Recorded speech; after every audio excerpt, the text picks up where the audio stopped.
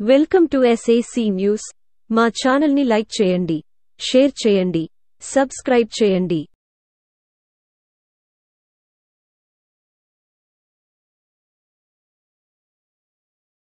High court ప్రధాన న్యాయమూర్తి justice శ్రీమతి కిరణ్మయి మంగళవారం కడియం మండలం కడియపులంక శ్రీ మహాలక్ష్మి అమ్మవారిని దర్శించుకున్నారు.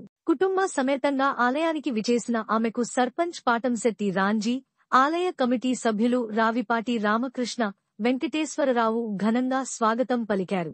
అమ్మవారి దర్శనానంతరం వారికి ఆలయ పండితులు ఆశీర్వదించి తీర్థప్రసాదాలు అందజేశారు.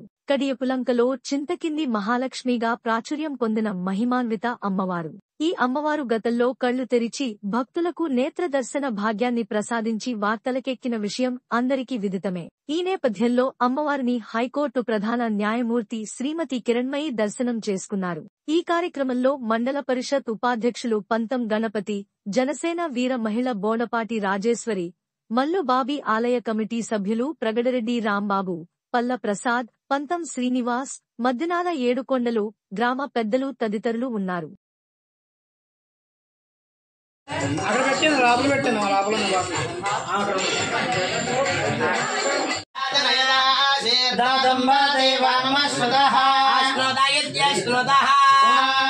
పుత్రః జాయతే